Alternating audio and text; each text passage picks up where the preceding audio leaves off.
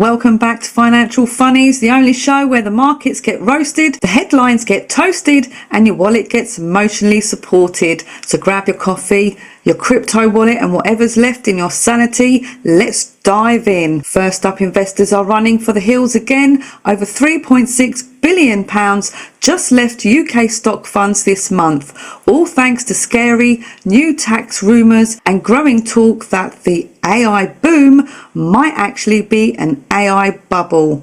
People love robots until the robots start costing trillions.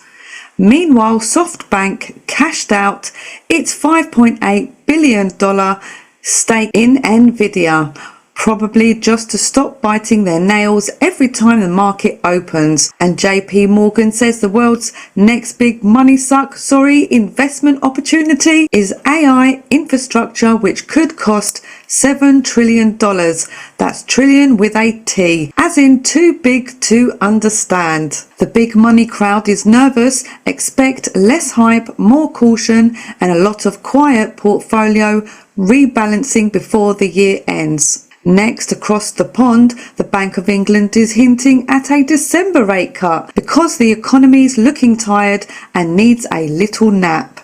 The FTSE 100 is chilling near records high, mostly thanks to oil and mining companies doing the heavy lifting.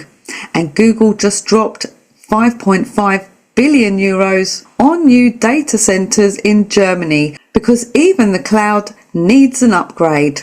A rate cut might make loans cheaper and businesses happier, but inflation still hasn't gotten the memo. Don't celebrate too soon. Moving on, in the US, President Trump says the government shutdown might finally end. Good news for anyone who works for the government or likes getting mail.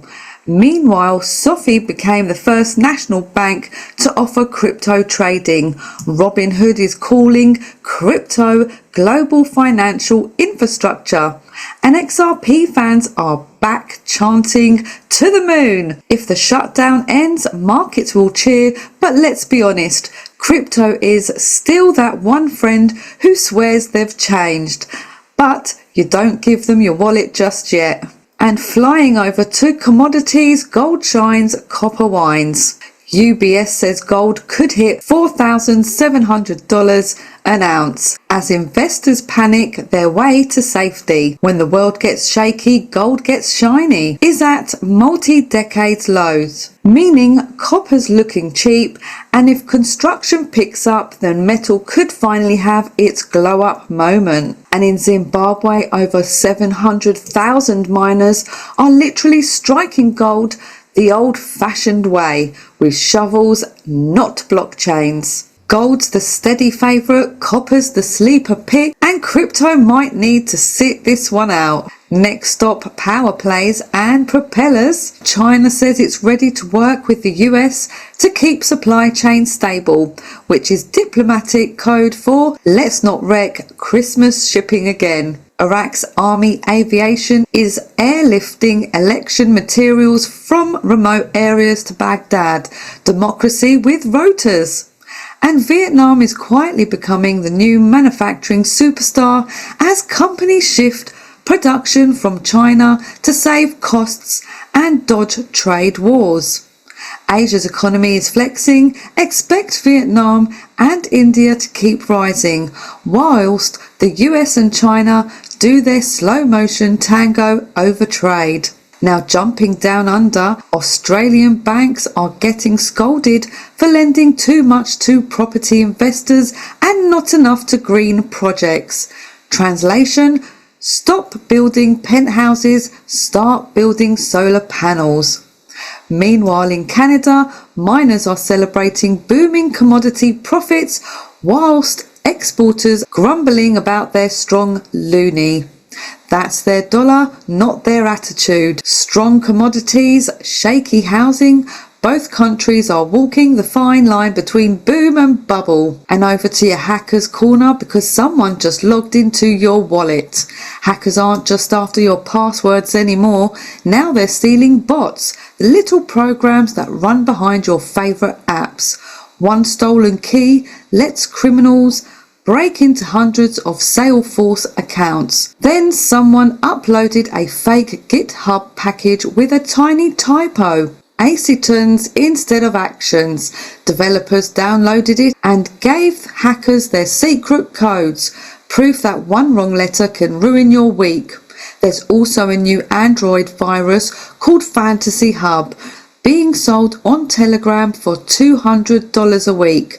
It spies through your camera and mic like your phone suddenly got jealous. Hackers are also using AI to rewrite their malware and foot antivirus tools.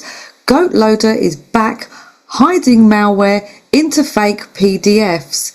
And Maverick is spreading through the WhatsApp web, stealing your chats and messaging your friends pretending to be you. Update your apps, patch your software, and if something online sounds too good to be true, congratulations, you're probably being hacked. And for the latest hacks, scams, and cybersecurity updates, come and have a look through my Patreon for free. And now the Robots Report. AI legend Dr. Fifi Lee, known as the godmother of AI, says the next big breakthrough will come from spatial intelligence, basically teaching AI to understand the real world in 3D. Right now, chatbots can talk, but they can't see. Spatial AI would give machines real-world reasoning, the ability to understand motion, distance, and cause and effect. Her team, along with Google and Tencent, are racing to create world models, AIs that can imagine and predict 3D worlds. This teach could revolutionize robotics, science, and even medicine. We're getting closer to AI that not only talks but also thinks and moves. Just pray it doesn't learn to trade crypto or we're all out of a job. Next up, Standard and Chartered has teamed up with startup Finmo to launch global currency accounts, letting businesses move money globally, instantly and without tears. It powered by APIs. Think of them as financial fast lanes that make banks actually work like 2025. Old school banks are finally waking up. Expect more fintech partnerships like this one as institutions race to stay relevant in a digital first world. Next, new data reveals Australia's big four banks have lent around $43 billion to fossil fuel projects over the past decade. That's not great for their climate report cards.